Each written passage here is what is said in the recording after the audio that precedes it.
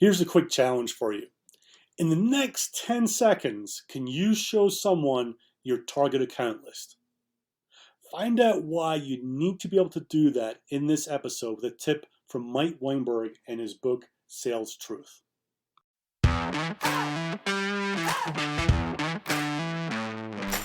Welcome to the Bite Size Sales Podcast, where we believe that you don't need to take time out of the field or off the phone stuck in a classroom to get great sales training, and that taking bite-sized steps each day to get better at your craft is the best way to improve your results. I am your host, Andrew Monahan, and I'm using my 20 plus years in B2B sales to bring you simple, actionable ideas that you can use every day to help you get better. This episode is sponsored by Sales Bluebird. Most of us don't have time to keep up with the latest sales ideas and all the blogs, podcasts, news articles, YouTube posts every week. Sales Bluebird curates content from all these sources and gives you 3 mindset tips, 3 sales skills tips, and 3 sales leader tips once a week in your email inbox for free. Sign up right now at salesbluebird.com. Well, welcome to episode 55 of the podcast. I'm recording this on a beautiful sunny day in Colorado in the middle of January 2020. Had a few days skiing already this year with the family, and looks like the snow is looking good for the rest of the season, which is just awesome for us. I'm actually going to start off this episode rather than doing a discussion, just going straight to the book. This is Sales Truth from Mike Weinberg. And reading straight from the book. I have noticed a characteristic that top producing sales hunters have in common. When asked, they can point to or put their finger on their target account list in a nanosecond. Whether it is in dry erase marker on a whiteboard in their office, a printed copy of a spreadsheet, a chicken scratched into a legal pad, true, proactive, new business development focused sellers can tell you and show you exactly who they are pursuing right now. There's nothing vague or nebulous about a sales hunter's target list. True hunters know exactly whose business they want, can articulate the reasons why these specific targets are on the list, and they dedicate chunks of calendar time to do nothing but pursue the targets. It's a thing of beauty to behold. It's also a stark contrast from what I observe from underperformers who typically have a hard time finding and presenting the list of accounts they are currently attacking. So that's read straight from Sales Truth from Mike Weinberg. And this really hit home for me. You know, when I look back on my career, I was always someone who was organized and who planned my territory. I wanted to make sure that I was spending the right time in the right accounts, working with the right people as much as possible, knowing that it's not sales is not a world of absolutes. You got to do some educated guessing sometimes of who those people are and which accounts they are. But I put the work in to say, these are my A accounts, these are my B accounts, and these are my C accounts, right? And if I'm running a territory, I would maybe have 10 to 12 A accounts. I would have maybe the next 25 would be B accounts, and everything below that would be C accounts.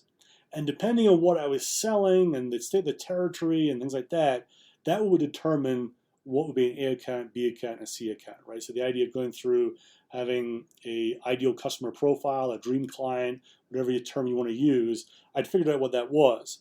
But I knew at any given point in time who my A's, B's, and C's were. And what I did in the latter half of my selling career was not only would I know the A's, B's, and C's companies, but for the A's, I would actually have on my spreadsheet all the names and contact details of all the contacts that I wanted to reach out to these A accounts. So if I had 10 to 12, I might have as many as 40 to 50 to 60 names. I'd have their name, title, phone number, email, maybe a link to their LinkedIn profile, and then also maybe a bullet or two there to remind me, something to mention in the email or call, something like that, right? But I had it all handy. To Mike's point in the book, I had it handy. And my way of doing it was I'd create a spreadsheet, but then I would print it off. And I'd have that with me wherever I went and pull it out at any time. And, what that gave me 2 things. One was focus, right? In a world where it's so easy to get distracted, there's either literal shiny objects all around or figurative ones. getting dragged from pillar to post and things like that was something I wanted to make sure that I minimized, right? So I knew if I pulled my list out at the start of every day, I would know exactly where I'm focusing my time and effort and what's next. The second thing it did is it actually helped me save a whole chunk of time, because I didn't have to guess or do research or go and remind myself and go into a ton of systems or CRMs or whatever, things like that, to try and figure out what I should be doing. I knew from my sheet of paper, printed out exactly what I was going to be doing for who. And that, let me tell you a quick story. That came home for me at one point. So a few years back, I was running a territory as the field person, and I was paired up with an inside salesperson. And we had a separate but shared quota, if that makes any sense, right? The idea was that we were both working in the same territory, but we divvied up responsibility, and then there was some sort of sharing a quota. And the idea was that therefore I was motivated to help them succeed, and they were motivated to help me succeed beyond just doing our own numbers. Sounds convoluted, it probably was. Don't worry about the details.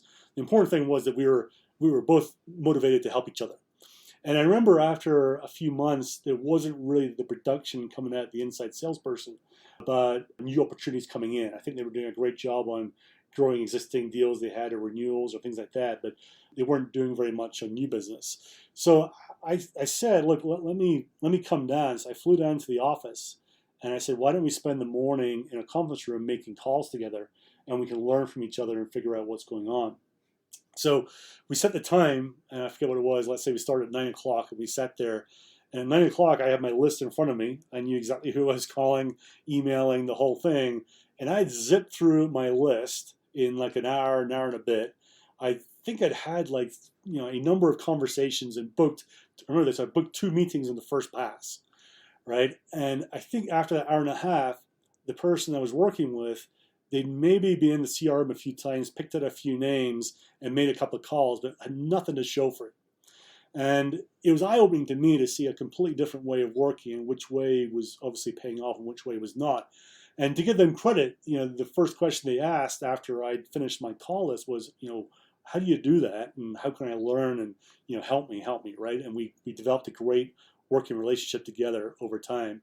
But it just showed me that, just having that work done makes you so much more productive when you need to be and need to get focused on doing the outbound. So my action for you from this session is, if this resonates with you and you kind of recognize yourself a little bit and perhaps not being as prepared as you should be, take the time right now. If you're listening to this at the same sort of time as it's being released, you're in the middle of January, so start the year maybe for you. Take the time to do the A's, B's, and C's analysis of your territory. Get down to the people that you want to reach out to, get there beyond just storing it in the CRM or your cadence tool or whatever. Have it there ready to go. These are your A's. These are your highest priorities. You should know who all these people are at that instant and be able to reach out to them. And make it easy for yourself to do it by having the one list to go with. So use it every day and be effective at getting focused on the right accounts. If you liked this episode, the single most useful thing you could do to support this podcast is share it with your sales network. It'll probably take you less than 20 seconds. All you need to do is click the share icon in your app right now and share it wide and far. It will mean the world to me, and it could make a difference to those you share it with. Also, I need your suggestions, please. If you have a topic you want me to cover or just want to get in touch, simply email me at upside@unstoppable.do. That's upside@unstoppable.do. And now to wrap up.